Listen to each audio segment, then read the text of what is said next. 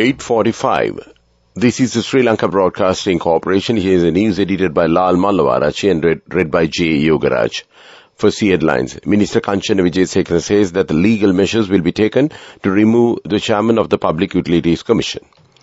Government printer has not yet received the Gazette notification to commence LG election process.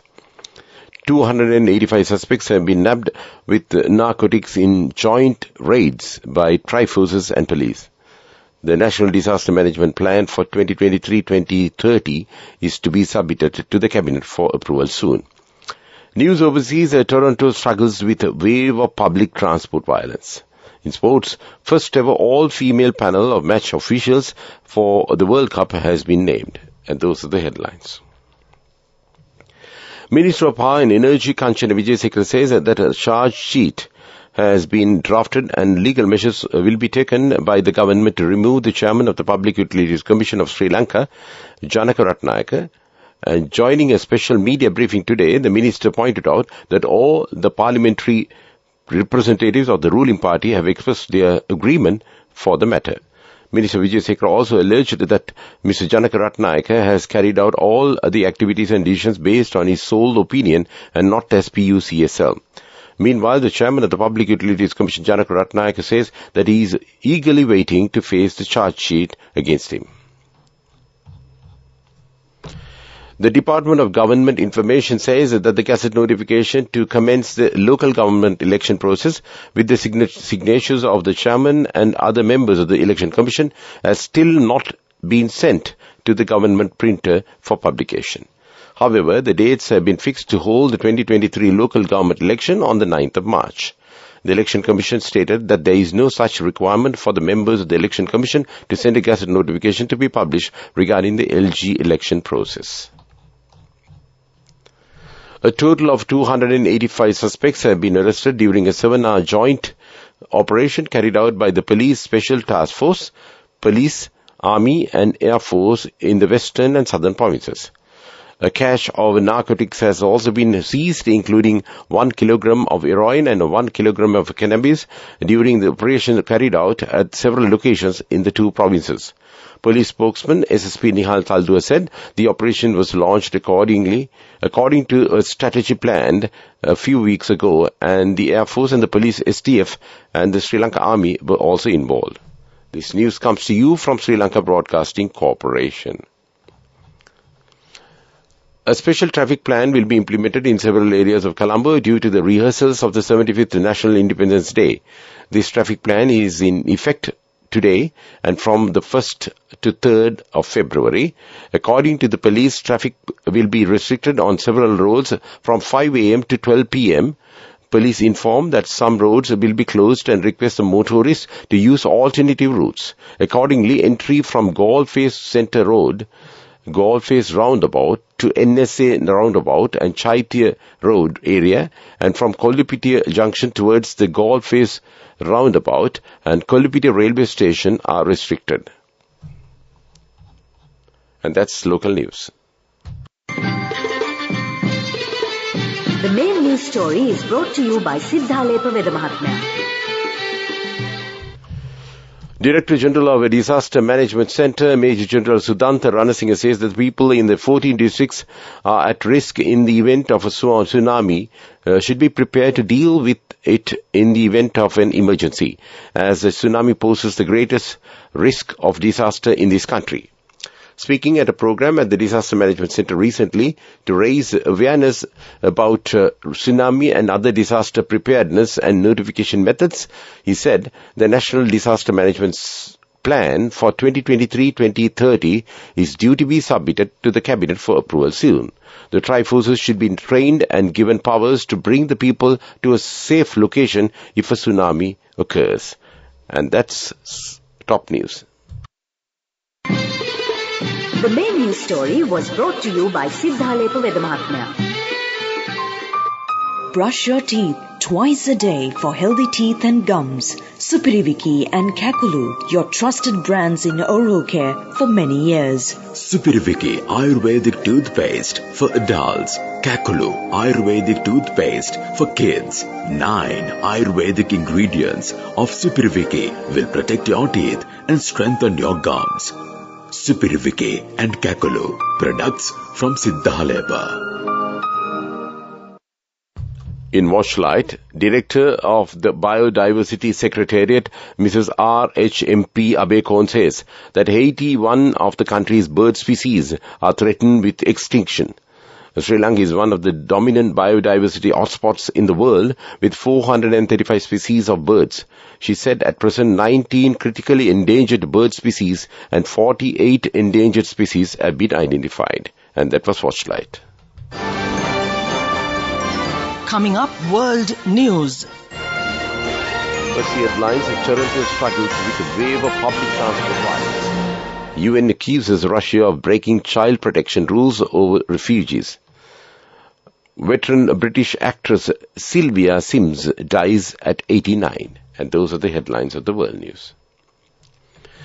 Commuters in Toronto have been navigating the city's public transport system with growing unease following a surge of violent incidents targeting both riders and operators. As of Friday, there were 7 reported incidents of violence in the last 7 days on the transport system of Canada's largest city.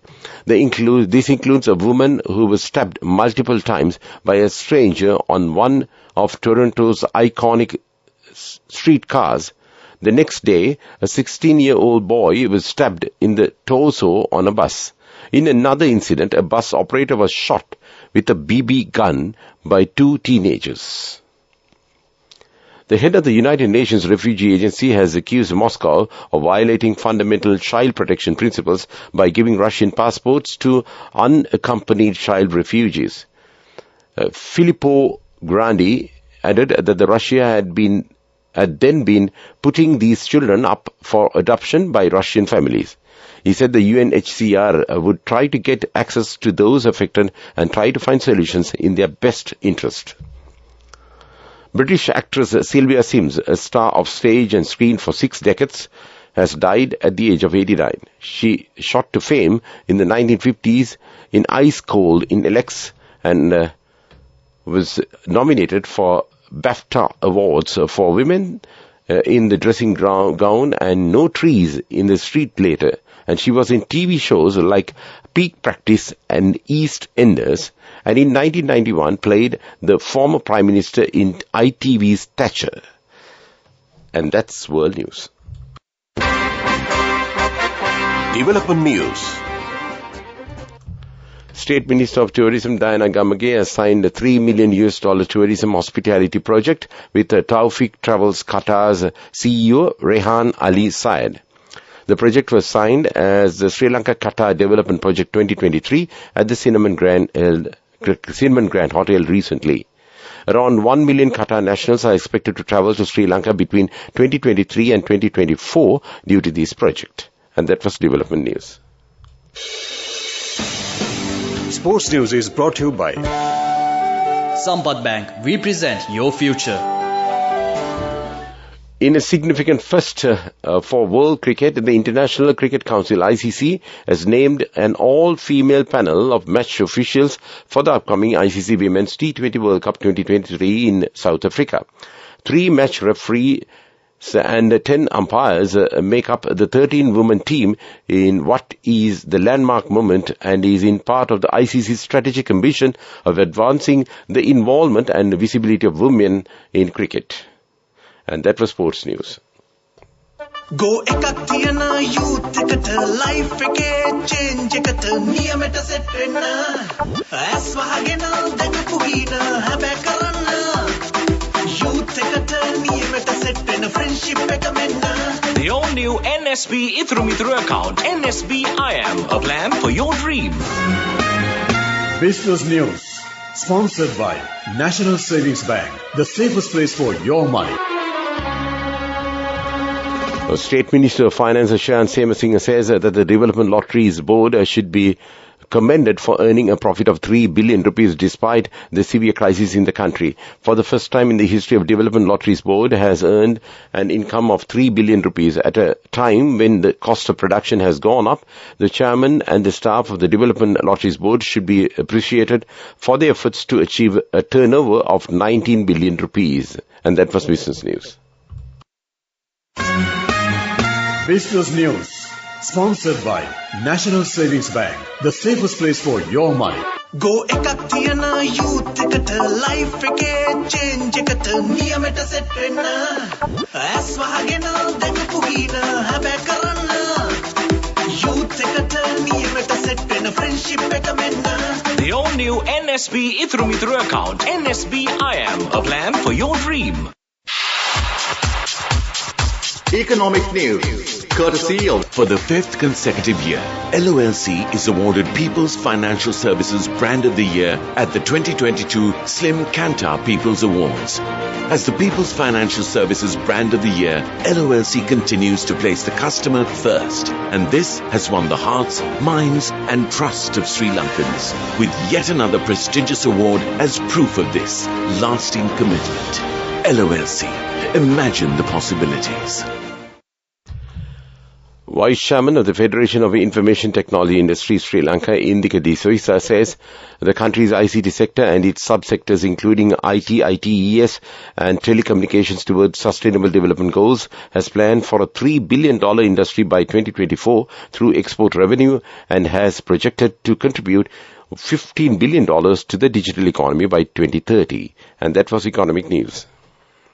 LOLC Finance is taking the power of innovation to the next level, winning 5 golds at the Technovation Awards 2022, leading the digital revolution with cutting-edge interbanking digital payments. LOLC Finance claims the overall gold award whilst also claiming an extraordinary victory in digital banking.